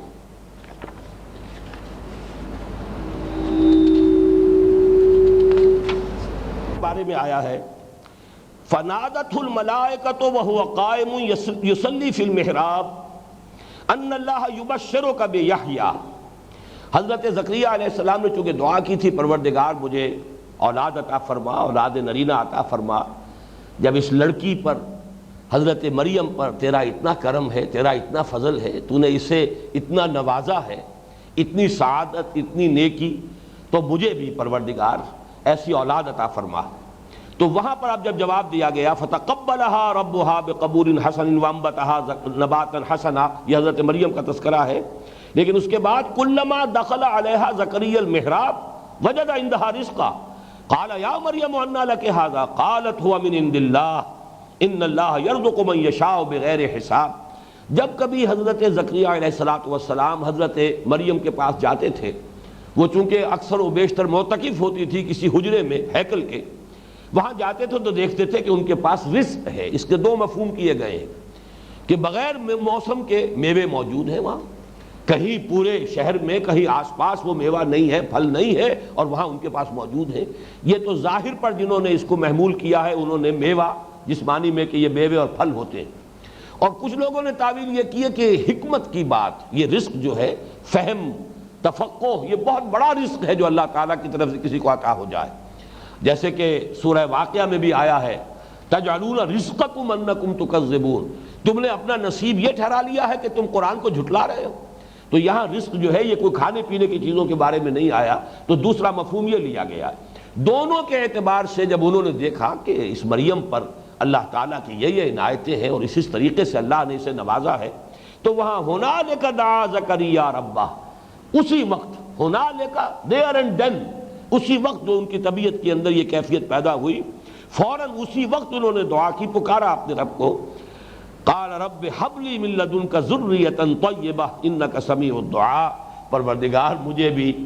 ایسی ہی پاکیزہ اولاد عطا فرما، مجھے ایسی اولاد عطا فرما جو بہت پاک باز ہو، پاک سرشت ہو، یقیناً تو دعا کا سننے والا ہے۔ حالانکہ نہایت بوڑھے ہو چکے تھے، جس کی تفصیل سورہ مریم میں ہے، اور ان کی اہلیہ ساری عمر بانجھ رہی تھی، لیکن اس کے باوجود بہرحال اللہ تعالیٰ سے دعا کرنے میں کوئی شے مانع نہیں ہوتی، اس لیے کہ یہ اسباب جو ہیں دنیاوی اور مادی یہ اللہ کے قبضہ قدرت میں ہے، اللہ تعالیٰ ان اسباب کا پابند نہیں ہے۔ فنادت الملائکۃ وہو قائم یصلی فی المحراب، تو پکارا انہیں فرشتوں نے جبکہ وہ کھڑے ہوئے تھے اپنے محراب میں، اپنے حجرے میں، اور نماز پڑھ رہے تھے، ان اللہ یبشرک بیحییٰ، اب یہاں سے حضرت یحییٰ کی مدح شروع ہو رہی ہے کہ اللہ آپ کو بشارت دیتا ہے، آپ کی دعا قبول ہو گئی تو مبارکباد ہو کہ اللہ تعالیٰ نے آپ کی دعا کو قبول فرمایا، اور اللہ تعالیٰ کی طرف سے ہم بشارت دے رہے ہیں۔ نادت الملائکۃ وہو قائم یصلی فی المحراب ان اللہ یبشرک بیحییٰ مصدقا بکلمۃ من اللہ، وہ تصدیق کرتا ہوا آئے گا اللہ کے کلمے کی، یعنی حضرت مسیح علیہ السلام جو اللہ کا کلمہ ہے ان کی وہ تصدیق کریں گے۔ وسیداً، اور سید ہوں گے، یعنی یہ کہ بہت عالی رتبہ ہوں گے، ان کا مقام بہت بلند ہوگا۔ وحصوراً، حصوراً کے معنی جو ہے ایک ایسا شخص جو اپنے آپ کو محصور کر لے، یعنی یہ زہد، قناعت، دنیا کی لذتوں سے کنارہ کشی ہر اعتبار سے، اس لیے کہ انہوں نے بھی ساری عمر شادی نہیں کی، یہ گویا کہ جو رہبانیت عیسائیوں کے ہاں چلی ہے اس اعتبار سے ان کے لیے ایک اپولوجی ہے موجود کہ ان کے دونوں بزرگ جو ہیں حضرت یحییٰ اور حضرت عیسیٰ علیہ الصلوۃ والسلام، انہوں نے ساری عمر شادی نہیں کی۔ حضرت عیسیٰ کے بارے میں تو معلوم ہے جب دوبارہ آئیں گے تب ان کا نکاح بھی ہوگا، ان کے ہاں اولاد بھی ہوگی، اور پھر ان پر طبی موت واقع ہوگی۔ احادیث صحیحہ میں اس کی تفصیل موجود ہے۔ لیکن بہرحال حضرت یحییٰ علیہ السلام تو دنیا سے گئے ہیں بغیر شادی کیے، تو حصوراً کا ایک ترجمہ یہ بھی کیا گیا ہے کل لذات دنیاوی سے اپنے آپ کو روک لینے والا۔ لیکن آخری لفظ جو آیا ہے کیا ہے؟ وَنَبِيًّا مِّنَ الصَّالِحِينَ، اور وہ نبی ہوں گے صالحین میں سے۔ اس سے آگے رسول کا لفظ نہیں آیا، اور آپ کو معلوم ہے تاریخی اعتبار سے کہ حضرت یحییٰ قتل کر دیے گئے، اور جو اس وقت کا یہودی بادشاہ تھا چونکہ اس نے بہت ہی ایک غلط حرام حرکت کی تھی، غالباً اگر میری یادداشت دھوکہ نہیں کھا رہی ہے تو اپنی بہن کو اپنے نکاح میں لیا ہوا تھا، اس پر حضرت یحییٰ علیہ السلام نے بہت شدید تنقیدیں کی۔ ظاہر بات ہے کہ نہی عن المنکر یہ تو ہر صاحب ایمان کا فرض ہے، جیسا کہ میں نے عرض کیا انبیاء کرام گویا کہ اولیاء اللہ کے مانند ہے، دعوت الی الخیر اور امر بالمعروف نہی عن المنکر یہ تو جیسے کہ ہر صاحب ایمان کا کام ہے، تو جو اللہ کا ولی ہے اور جو اس درجے صاحب ایمان ہے اس کے لیے تو لازم ہے کہ وہ کرے گا، تنقید کرے گا۔ اسی تنقید کا پھر یہ نتیجہ نکلا کہ ایک رقاصہ کی فرمائش پر وہ جیل میں تھے، اور وہاں ان کا سر قلم کر کے اور ایک تشت میں رکھ کر اس کے سامنے پیش کر دیا گیا، نبی من الصالحین۔ لیکن اب اسی صورت میں دیکھیے کہ حضرت عیسیٰ علیہ السلام کا تذکرہ آتا ہے۔ جب حضرت عیسیٰ علیہ السلام کو یہ آیات اب آپ نوٹ کر لیجئے 45 سے 49 تک، اذ قالت الملائکۃ یا مریم ان اللہ یبشرک بکلمۃ منہ اسمہ المسیح عیسی ابن مریم وجیہا فی الدنیا والآخرہ۔ اب یہاں سے حضرت مسیح کی مدح شروع ہو رہی ہے، ان کی صفات۔ وجیہا فی الدنیا والآخرہ، وہ صاحب وجاہت ہوگا دنیا میں بھی آخرت میں بھی۔ ومن المقربین، ہمارے مقرب بندوں میں سے ہوگا۔ ویکلم الناس فی المہد وکہلا ومن الصالحین، اور وہ گفتگو کرے گا لوگوں سے پنگھوڑے میں بھی، گود میں بھی، جبکہ بالکل وہ شیر خوار بچہ ہوگا، اور بڑی عمر کو پہنچ کر بھی۔ کہل کا لفظ، اور چونکہ حضرت مسیح پر تاریخی اعتبار سے ثابت ہے کہ یہ جو پہلا دور تھا ان کا، اس میں کہولت کی عمر کو وہ نہیں پہنچے، 33 برس کی عمر میں کہا جاتا ہے کہ ان کا رفع سماوی ہو گیا ہے۔ یہ تو گویا کہ 40 برس کی عمر تک تو عربی زبان میں شاب کا اطلاق ہوتا ہے، اس کے بعد کی عمر ہے جس کو کہ کہولت کہا جائے گا۔ تو یہ بھی ایک اشارہ ہے کہ حضرت مسیح علیہ السلام پر وہ دور بھی آئے گا، اور ظاہر بات ہے کہ حضرت مسیح علیہ السلام کا اس شیر خاری کی حالت میں بولنا یہ بھی چونکہ ایک معجزہ تھا، ورنہ یہ کہ کہولت کی عمر میں کسی کی گفتگو کرنا کوئی ایسی غیر معمولی بات نہیں ہے جس کا تذکرہ کرنے کی ضرورت ہو۔ کیوں تذکرہ کیا جا رہا ہے؟ یہاں پہ تذکرہ اسی لیے کیا جا رہا ہے کہ چاہے ابھی ان پر وہ کہولت کا دور نہیں آیا دنیا میں جب پہلی مرتبہ وہ آئے تھے، لیکن انہیں چونکہ قرآن مجید کے ان الفاظ کے مطابق کہولت میں بھی گفتگو کرنی ہے، لہذا لازماً وہ دوبارہ دنیا میں تشریف لائیں گے، اور ان پر وہ دور زندگی کا بھی آئے گا کہولت والا، اور اس میں وہ لوگوں سے کلام کریں گے۔ یکلم الناس فی المہد وکہلا ومن الصالحین۔ اب دیکھیے من الصالحین تک تو بات وہی آ گئی کہ جو حضرت یحییٰ علیہ السلام کے لیے آئی تھی، نبیم من الصالحین۔ لیکن اب آگے چلیے، قالت رب انا یکون لی ولد ولم یمسسنی بشر قال کذلک اللہ یخلق ما یشاء اذا قضى امرا فانما یقول له کن فیکون ویعلمہ الکتاب والحکمۃ والتوراۃ والانجیل ورسولا الی بنی اسرائیل۔ وہ رسول کی حیثیت سے مبعوث ہوں گے بنی اسرائیل کی طرف۔ یہ فرق و تفاوت ہے اصل میں جو حضرت یحییٰ اور حضرت عیسیٰ علیہ السلام کے مابین۔ اب تاریخی اعتبار سے نوٹ کیجئے، حضرت یحییٰ علیہ السلام قتل ہو گئے، اللہ تعالیٰ کی قدرت انہیں بچا سکتی تھی۔ حضرت عیسیٰ علیہ السلام قتل نہیں ہو سکتے تھے اس لیے کہ وہ رسول تھے۔ اصل میں اس مسئلے پر بھی میں نے اسی لیے عرض کیا تھا کہ یہ مسئلہ قرآن مجید کے حکمت اور اس کے فلسفے کی ایک بہت اہم مسئلے کی حیثیت اس کو حاصل ہے، اس لیے کہ اس کی روح سے انشراح اور انبساط حاصل ہوتا ہے اس بات پر کہ حضرت مسیح علیہ السلام کا دوبارہ نزول ہوگا، اور احادیث متواترہ میں، احادیث صحیحہ متواترہ میں جو خبریں دی گئی ہیں اس پر یہ کہ از روح قرآن انسان کو انشراح حاصل ہوتا ہے، اور یہ انشراح جو ہے واقعتاً بہت بڑی نعمت ہے۔ اگر قرآن مجید پر اور احادیث نبویہ میں دی گئی خبروں پر انشراح ہو جائے، ایک تو یہ کہ آپ مان رہے ہیں اگرچہ دل اس کو قبول نہیں کر رہا، ذہن اسے تسلیم نہیں کر رہا، لیکن بہرحال جیسے کہ ایک قول میں آپ کو سنا رہا ہوں، شاہ ولی اللہ دہلوی رحمۃ اللہ علیہ کا قول ہے کہ اگر میری طبیعت کو آزاد چھوڑ دیا جائے تو وہ فضیلت علی کی طرف اس کا میلان ہے، لیکن مجھے حکم ہوا ہے کہ فضیلت شیخین کا اقرار کروں، حضرت ابو بکر اور حضرت عمر رضی اللہ تعالی عنہما، ان دونوں کی فضیلت کا اقرار کروں، یہ مجھے حکم ہوا ہے۔ لیکن یہ کہ میری اپنی طبیعت کا ایک رجحان ہے اور میلان ہے، اس کا بھی انہوں نے اظہار کر دیا کہ اگر اسے آزاد چھوڑ دیا جائے تو وہ فضیلت علی کی طرف راغب معلوم ہوتی ہے، لیکن مجھے حکم ہوا ہے کہ میں فضیلت شیخین کا اقرار کروں۔ تو میں اس کے حوالے سے کہہ رہا ہوں کہ اگر کسی شخص کو انشراح اور انبساط ہو جائے کہ واقعی یہ چیزیں بالکل صحیح ہیں، قرآن مجید کے ساتھ اس کی چولیں بالکل فٹ بیٹھ رہی ہیں، قرآن نے اگرچہ صراحت کے ساتھ وہ باتیں نہیں بیان کی ہے کہ جو احادیث میں آئی ہیں، لیکن یہ کہ قرآن مجید کے اندر جس طریقے سے یہ پورا ایک نقشہ جمتا ہے اس پوری بحث کا، اس کے حوالے سے وہ احادیث کی چولیں اس کے اندر صحیح فٹ بیٹھتی ہیں، اور اس میں یہ کہ حکمت قرآنی کا یہ اہم اصول کہ نبی قتل نہیں ہو سکتا، نبی قتل نہیں ہو سکتا، تو حضرت مسیح کا کیا ہوا معاملہ؟ اب اس کے لیے دوبارہ آپ نوٹ کیجئے سورہ نساء کی وہ آیت 155 تو ہم نے پہلے پڑھ لی، اب اس سے آگے چلیے 157 158۔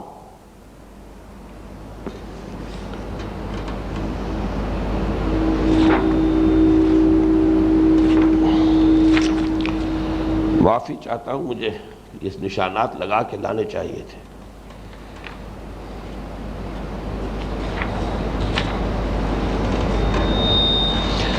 میں وہیں 155 آیت ہی سے پڑھ رہا ہوں۔ یہ جو جرائم تھے ان کے یہودیوں کے، فَبِمَا نَقْضِهِمْ مِيثَاقَهُمْ وَكُفْرِهِمْ بِآيَاتِ اللَّهِ وَقَتْلِهِمُ الْأَنْبِيَاءَ بِغَيْرِ حَقٍّ وَقَوْلِهِمْ قُلُوبُنَا غُلْفٌ بَلْ طَبَعَ اللَّهُ عَلَيْهَا بِكُفْرِهِمْ فَلَا يُؤْمِنُونَ إِلَّا قَلِيلًا وَبِكُفْرِهِمْ وَقَوْلِهِمْ عَلَى مَرْيَمَ بُهْتَانًا عَظِيمًا۔ ایک اور بہت بڑا جرم ان کا یہ تھا کہ انہوں نے مریم پر بہت بڑا بہتان لگایا، یعنی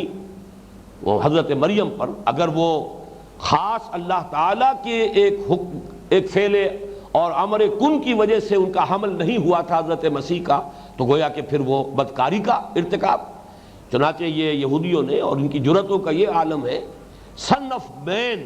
پکچر بنائی انہوں نے کہ مسیح جو ہے یہ سن آف گاڈ نہیں، سن آف مین ہے۔ سن آف مین ہے تو اس کا مطلب یہ ہے کہ بغیر شادی کے یا کم سے کم بغیر رخصتی کے، اس لیے کہ عیسائیوں کے ہاں بھی جو عقیدہ ہے وہ یہ ہے کہ اگرچہ یوسف نجار سے ان کی منگنی ہو چکی تھی، نسبت طے پا چکی تھی، لیکن رخصتی نہیں ہوئی تھی، گویا کہ خلوت نہیں ہوئی، تو اگر خلوت کے بغیر اور رخصتی کے بغیر حمل ہوا تو پھر وہ بدکاری ہے۔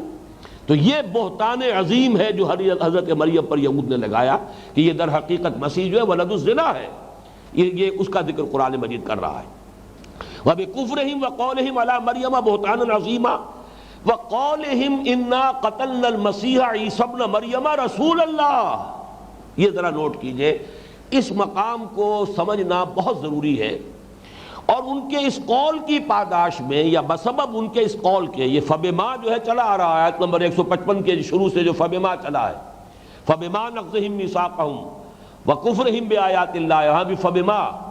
وبما قتلهم الانبیاء بغیر حق وبما قولهم قلوبنا غلف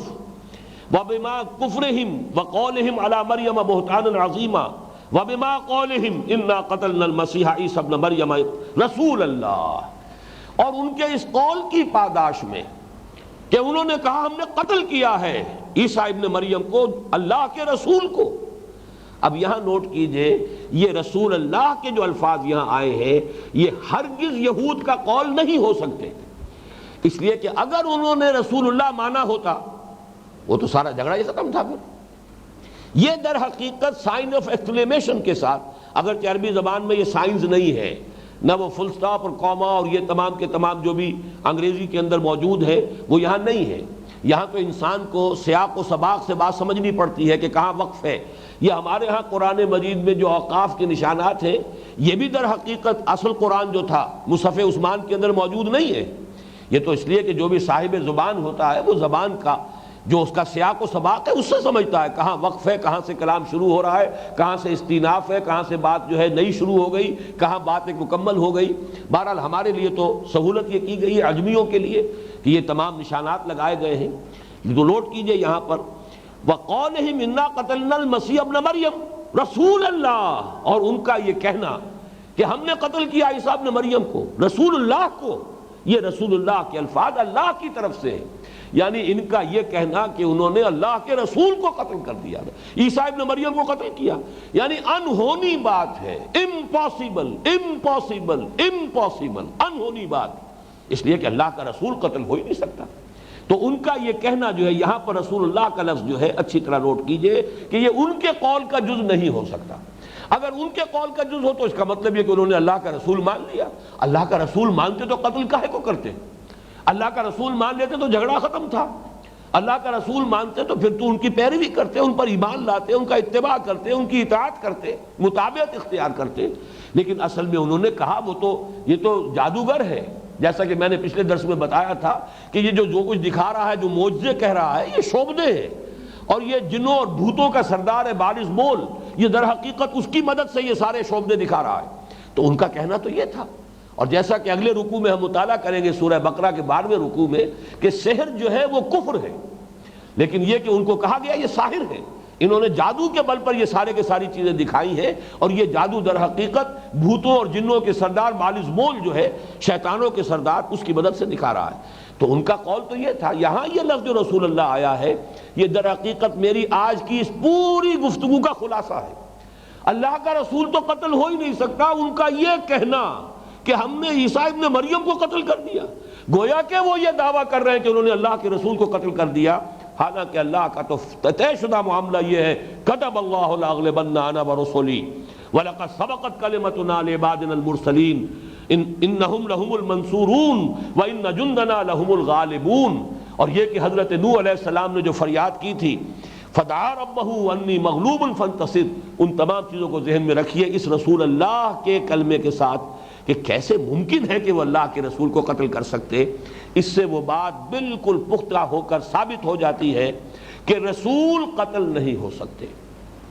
اس آیت کو مکمل کر لیجئے، وما قتلوہ وما صلبوہ ولکن شبہ لہم،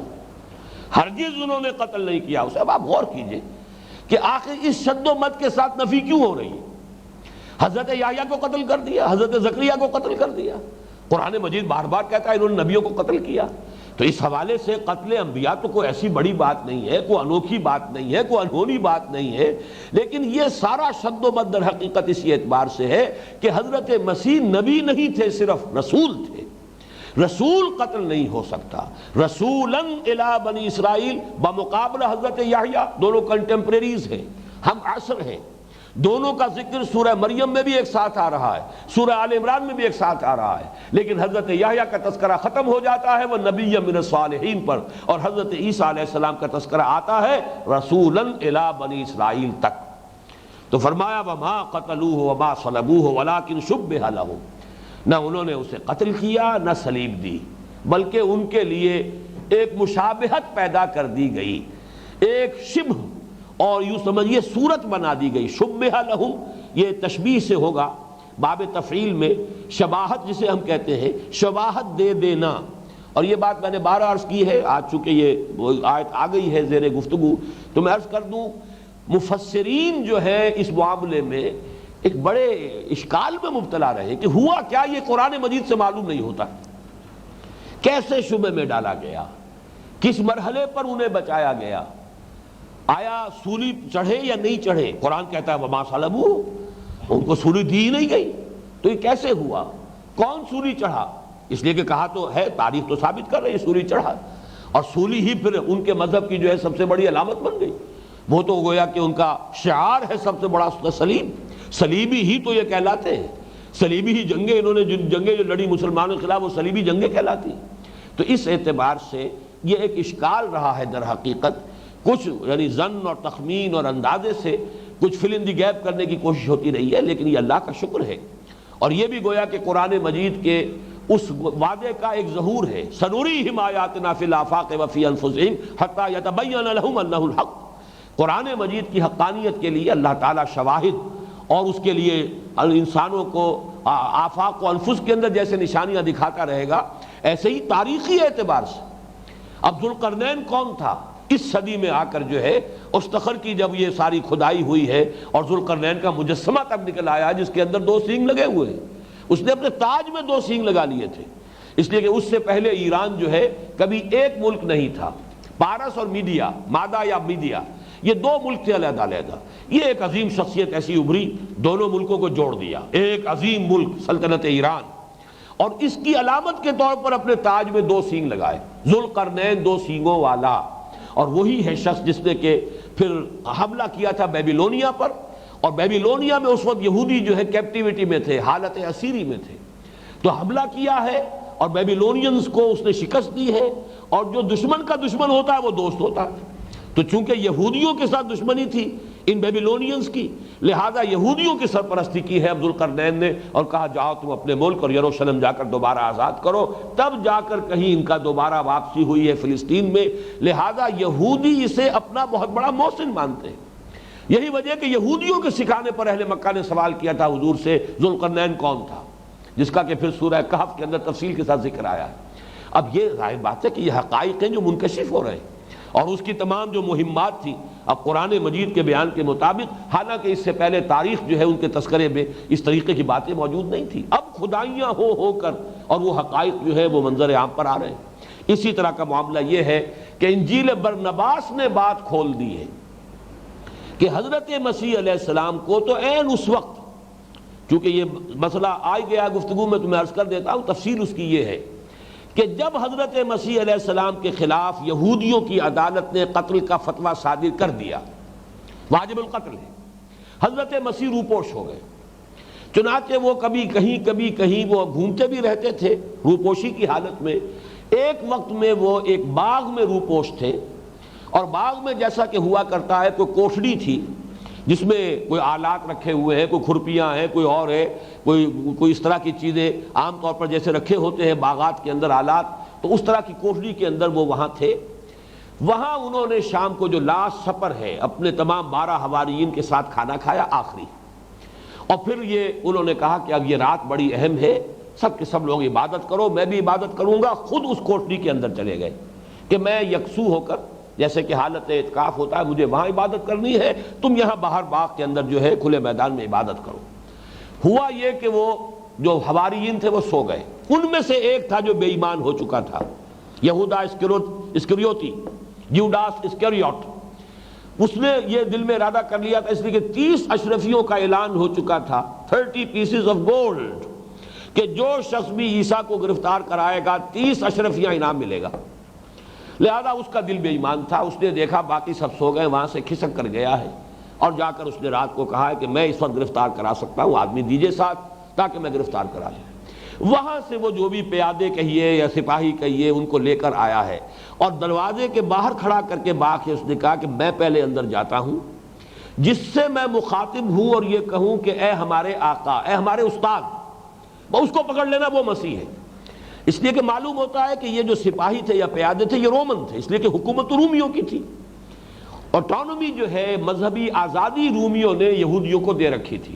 عدالت سے جو قتل کا فتویٰ صادر ہوا ہے وہ یہودیوں کی عدالت تھی، ان کے علماء اور رہبان اور ان کے مفتی اور قاضیوں کی، لیکن بالفعل جو ہے پھانسی دینا یا صلیب چڑھانا، ایگزیکیوشن جو ہے وہ ان کے اختیار میں نہیں تھی۔ وہ رومی جو ان کا وہاں کا جو گورنر تھا پائلس پونٹس، اس کے حوالے سے ہونی تھی، تو رومی سپاہی غالباً تھے جو پہچانتے نہیں تھے کہ مسیح کون ہے۔ اس نے کہا جس سے میں کہوں اے میرے استاد اس کو پکڑ لینا، وہی مسیح ہے۔ اب یہ اندر داخل ہوا، اور جیسے ہی حضرت مسیح علیہ السلام کی اس کوٹھڑی میں داخل ہوا، عین اس وقت اللہ نے اس کی شکل بدل دی، حضرت مسیح کی شکل بنا دی، اور اسی وقت چھت پھٹی ہے، 4 فرشتے اترے ہیں حضرت مسیح کو لے کر آسمان پر، وہ ان کا جو ہے رفع سماوی ہو گیا۔ یہ گھبرا کر باہر نکلا، اب شکل اس کی بدل چکی، اسے تو معلوم نہیں کہ میری شکل بدل گئی، لیکن جو گھبرا کر باہر نکلا تو وہ 11 جو تھے، عین اس وقت وہ حواری بھی جاگ اٹھے، اور ادھر سے وہ سپاہی اندر داخل ہو گئے۔ ان حواریوں میں سے ایک نے کہا ہے ہمارے استاد کیا معاملہ ہے؟ انہوں نے پکڑ لیا اسی کو، وہی بدماش جس نے کہ یہ غداری کی تھی وہ پکڑا گیا ہے، اور وہی پھر سولی چڑھا۔ کیفر کردار کو اللہ تعالیٰ کا انصاف جو ہے اس اعتبار سے صحیح چاہے یہ کہ وہ جن لوگوں نے وہ کیا ہے وہ کچھ اور سمجھ رہے تھے، لیکن اللہ تعالیٰ کی عدالت سے صحیح فیصلہ صادر ہوا، اور جس نے یہ غداری کی تھی، مخبری کی تھی، وہ سولی چڑھا۔ یہ ہے جس کو قرآن کہہ رہا ہے وَلَٰكِن شُبِّهَ لَهُمْ، لیکن یہ کہ ان کے لیے معاملہ جو ہے ایک یعنی شبہ والا بنا دیا گیا، یا کہ اس میں شبیہ کا لفظ بھی ہم استعمال کرتے ہیں شکل کے لیے، شبیہ بنا دی گئی ان کے لیے، یعنی ان میں سے ایک شخص جو ہے اس کی صورت حضرت مسیح علیہ السلام کی صورت بنا دی گئی، اور وہ ہے کہ جو سولی چڑھا ہے۔ وَإِنَّ الَّذِينَ اخْتَلَفُوا فِيهِ لَفِي شَكٍّ مِّنْهُ مَا لَهُم بِهِ مِنْ عِلْمٍ إِلَّا اتِّبَاعَ الظَّنِّ وَمَا قَتَلُوهُ يَقِينًا، اور نہیں قتل کیا انہوں نے اس کو ہرگز، بل رفعہ اللہ الیہ وکان اللہ عزیزا حکیما، بلکہ اللہ تعالیٰ نے انہیں اٹھا لیا اپنی جانب، اور یقیناً اللہ تعالیٰ عزیز ہے، حکیم ہے، زبردست ہے، کمال حکمت والا ہے۔ اب یہ میرے نزدیک آخری اور قطعی بات ہے کہ اس بات کو اگر آپ اس پورے نقشے کے اندر فٹ کریں گے، رسول قتل نہیں ہو سکتا۔ یہ پورا فلسفہ قرآن مجید کا جو ہے وہ ثابت کر رہا ہے، نبی قتل ہو سکتے ہیں۔ دلیل عقلی میں آپ کے سامنے پہلے پیش کر چکا ہوں کہ اصل میں رسول جب اپوائنٹمنٹ لیٹر لے کر آیا ہے وہ گویا کہ سفیر کی حیثیت رکھتا ہے اللہ کی، جبکہ نبی ایک عام ولی اللہ کے مانند ہے، ایک نیک انسان ہے، خدا رسیدہ انسان ہے، موحد انسان ہے، نیکی کی دعوت بھی دے رہا ہے، تلقین بھی کر رہا ہے، تبلیغ بھی کر رہا ہے جیسے اولیاء اللہ کرتے ہیں۔ ہاں ان پر وحی بھی آتی ہے، یہ آتی تھی کہیے، بلکہ اب تو وہ سلسلہ ختم ہوا محمد الرسول اللہ صلی اللہ علیہ وسلم پر ختم نبوت کے بعد۔ اب جو بات میں عرض کر رہا تھا ان آیات کے حوالے سے اسے نوٹ کیجئے کہ جن 2 آیات سے یہ اشتباہ پیدا ہوتا ہے اس میں بھی لفظی طور پر ذرا سا اگر اس میں تدبر کیا جائے، یہاں وہ قطعی قتل والا معاملہ نہیں آ رہا، اس لیے کہ ایسا نہیں ہے کہ کانو جو ہے پہلے کانو کے ساتھ فعل ماضی لایا گیا ہو اور پھر یقتلون پر اس کانو ہوئی کا عمل ہم سمجھے کہ جاری ہے، بلکہ اس آیت کو پھر پڑھیے فَفَرِيقًا كَذَّبْتُمْ، فَفَرِيقًا كُنْتُمْ تَكْذِبُونَ نہیں ہے، وَفَرِيقًا تَقْتُلُونَ۔ اگر یہ ہوتا فَفَرِيقًا كُنْتُمْ تَكْذِبُونَ وَفَرِيقًا تَقْتُلُونَ، اب یہاں بات ہو جاتی کہ ماضی ہے حتمی طور پر، اور قتل کا فعل بالفعل وہ جو ہے واقع ہوا ہے۔ ایک گروہ کو تو تم نے تکذیب کی، جھٹلایا، اور ایک گروہ کو تم نے قتل کر دیا۔ یہاں دیکھیے فرق کیا کیا گیا، فَفَرِيقًا كَذَّبْتُمْ، یہ ماضی کا صیغہ ماضی ہی کی شکل میں آیا ہے، وَفَرِيقًا تَقْتُلُونَ، ایک گروہ کی تو تم نے تکذیب کی اور ایک گروہ کی تم کو قتل کرنے کی، اگر یہاں پر ہم یہ ترجمہ یا ترجمانی کریں کہ قتل کرنے کی کوشش کرتے رہے، اس لیے کہ فعل مضارع جو ہے وہ اپنی جگہ پر حتمیت اور قطعیت کا حامل نہیں ہے، اور اس کے اندر اس بات کا امکان ہے کہ ایک کام کی کوشش کی جا رہی ہو اور وہ کام جو ہے اپنے آخری درجے کو نہ پہنچے۔ اور اس کے اندر یقیناً حکمت ہے کہ اس آیت کا مثنیٰ جو قرآن مجید میں دوسری جگہ پر آیا، لقد اخذنا میثاق، میں نوٹ کرا چکا ہوں آیت نمبر 70 سورہ مائدہ کی، لقد اخذنا میثاق بنی اسرائیل وارسلنا الیہم رسلا کلما جاءہم رسول بما لا تہوی انفسہم فریقا کذبوا۔ اب یہاں پھر دیکھیے کانو یکذبون نہیں ہے، اگر فریقا کانو یکذبون و فریقا یقتلون تو یہاں پر یقتلون پر بھی کانو کا عمل سمجھا جاتا اور پھر وہ فعل ماضی بن جاتا۔ یہاں پر یہ ہے فریقا کذبوا، تو ایک گروہ کی انہوں نے تکذیب کی، وَفَرِيقًا يَقْتُلُونَ، اور ایک گروہ کو وہ قتل کرتے رہے یا قتل کرنے کی کوشش کرتے رہے۔ اور اس کے اوپر پھر یہ کہ اضافی طور پر یہ بات نوٹ کر لیجئے جو میں شروع میں عرض کر چکا ہوں کہ جہاں بھی یہ اکیلا آئے گا لفظ نبی یا رسول کا، یہ ایک دوسرے کے مترادف کے طور پر استعمال ہو جائے گا۔ اگر لغوی اعتبار سے، نحوی اعتبار سے یہ دلیل کسی کے لیے قابل تسلیم نہ ہو، تو پھر دوسری بات یہ ہے کہ یہاں چونکہ تقابل نہیں ہے نبی اور رسول کا، بلکہ صرف رسول کا لفظ استعمال ہو رہا ہے، تو یہاں پر لفظ رسول جو ہے نبی کے معنی میں مستعمل ہے، اس لیے کہ وہ اصول کہ یہ ان دو جوڑوں میں سے ہے کہ اگر وہ ایک مقام پر آئیں سائملٹینیس کنٹراسٹ کے معنی میں تو ان کا مفہوم جدا ہوگا، اذا اجتمعا تفرقا، لیکن یہ کہ اگر اکیلے علیحدہ علیحدہ آ رہے ہوں تو وہ ایک دوسرے کے مترادف شمار ہو سکتے ہیں۔ وَإِذَا تَفَرَّقَ اجْتَمَعَا، تو مومن مسلم، مسلم مومن، نبی رسول، رسول نبی، یہ ایک دوسرے کی جگہ استعمال ہو جائے گا، گویا کہ ان آیات میں یہاں رسول سے مراد نبی ہے۔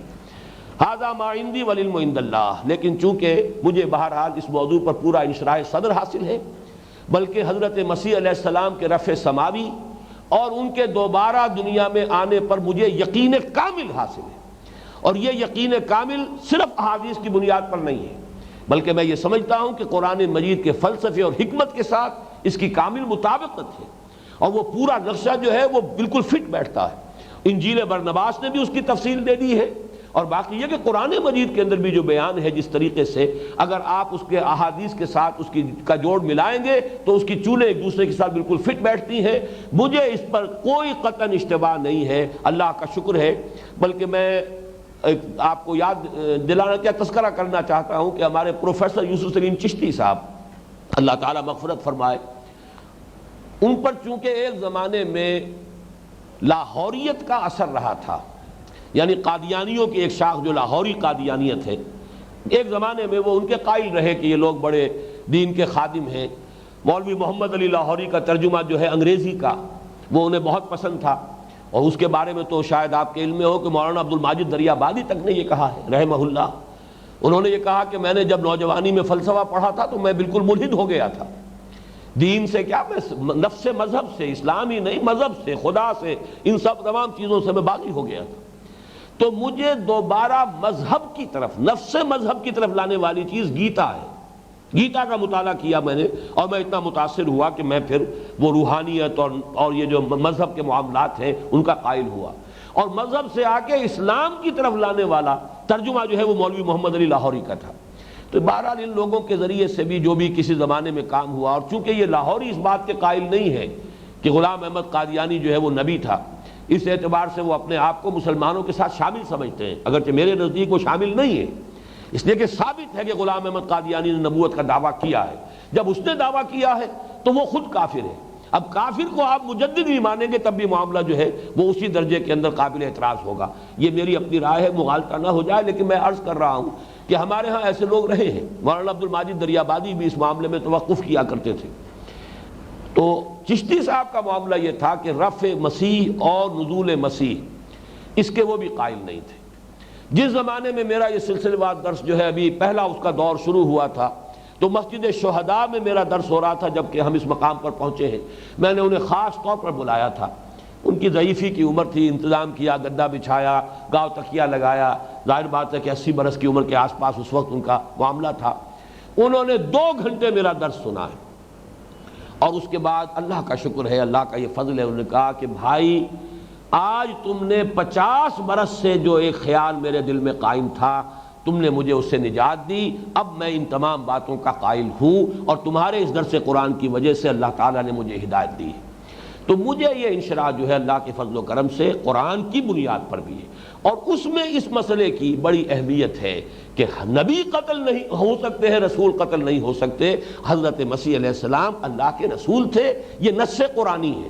اور رسولوں کے بارے میں محکم آیات وہ ہوں گی جو میں پہلے سنا چکا ہوں۔ وَلَقَدْ سَبَقَتْ كَلِمَتُنَا لِعِبَادِنَا الْمُرْسَلِينَ إِنَّهُمْ لَهُمُ الْمَنْصُورُونَ وَإِنَّ جُنْدَنَا لَهُمُ الْغَالِبُونَ اور كَتَبَ اللَّهُ لَأَغْلِبَنَّ أَنَا وَرُسُلِي، یہ وہ محکمات ہیں کہ اگر کہیں کسی اور جگہ پر ہمیں محسوس ہو کہ کوئی بات جو ہے ذرا بظاہر اس سے متضاد نظر آ رہی ہے تو اس بات کی تعویل کی جائے گی، اس کو محکم اور اصل کی حیثیت سے قبول کیا جائے گا۔ میں دوبارہ عرض کر رہا ہوں، ھذا ما عندی والعلم عند اللہ، اقول قولی ھذا واستغفر اللہ لی ولکم ولسائر المسلمین والمسلمات۔